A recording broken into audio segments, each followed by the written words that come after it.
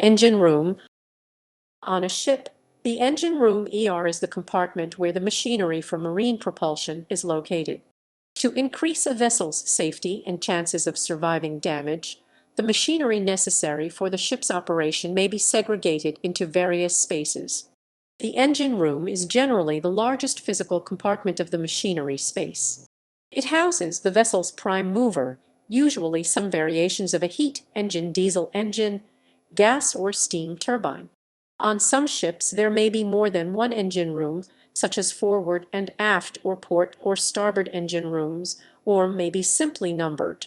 The engine room is usually located near the bottom, at the rear or aft end of the vessel, and comprises few compartments. This design maximizes the cargo carrying capacity of the vessel and situates the prime mover close to the propeller, minimizing equipment cost and problems posed from long shaft lines. On some ships, the engine room may be situated midship, such as on vessels built from 1900 to the 1960s, or forward and even high, such as on diesel-electric vessels. Equipment. Engines. The engine room of a motor vessel typically contains several engines for different purposes. Main or propulsion engines are used to turn the ship's propeller and move the ship through the water. They typically burn diesel, oil, or heavy fuel oil, and may be able to switch between the two. There are many propulsion arrangements for motor vessels, some including multiple engines, propellers, and gearboxes. Smaller but still large engines drive electrical generators that provide power for the ship's electrical systems. Large ships typically have 3 or more synchronized generators to ensure smooth operation. The combined output of a ship's generators is well above the actual power requirement to accommodate maintenance or the loss of one generator. On a steamship, power for both electricity and propulsion is provided by one or more large boilers, giving rise to the alternate name boiler room. High-pressure steam from the boiler is used to drive reciprocating engines or turbines for propulsion, and also turbogenerators for electricity.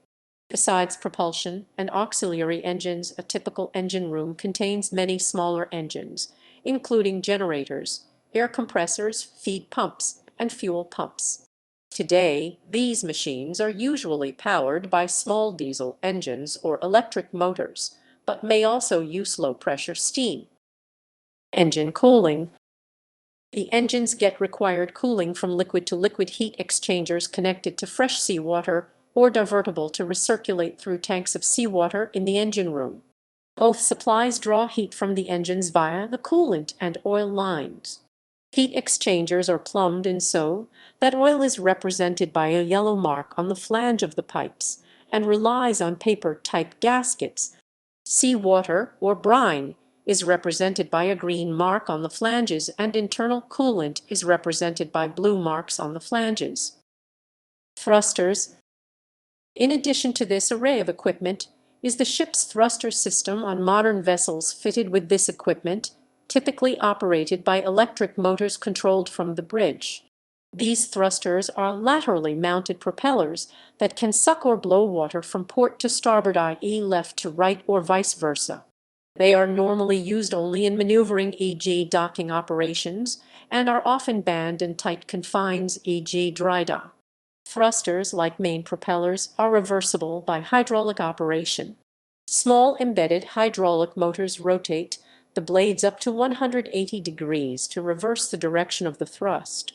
A variant on this is the azipod, which are propellers mounted in a swiveling pod that can rotate to direct thrust in any direction, making fine steering easier and allowing a ship to move sideways up to a dock when used in conjunction with a bow thruster. Safety. Fire precautions. Engine rooms are noisy, hot, usually dirty, and potentially dangerous. The presence of flammable fuel, high-voltage HV electrical equipment, and internal combustion engines (IC) means that a serious fire hazard exists in the engine room, which is monitored continuously by the ship's engine department and various monitoring systems. Ventilation. If equipped with internal combustion or turbine engines, engine rooms employ some means of providing air for the operation of the engines and associated ventilation. If individuals are normally present in these rooms, additional ventilation should be available to keep engine room temperatures to acceptable limits.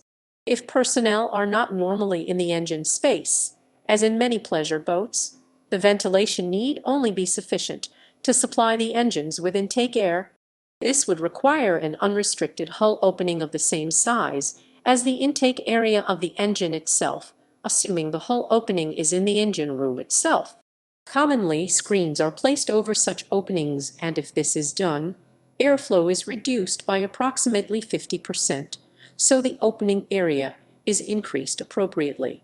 The requirement for general ventilation and the requirement for sufficient combustion air are quite different.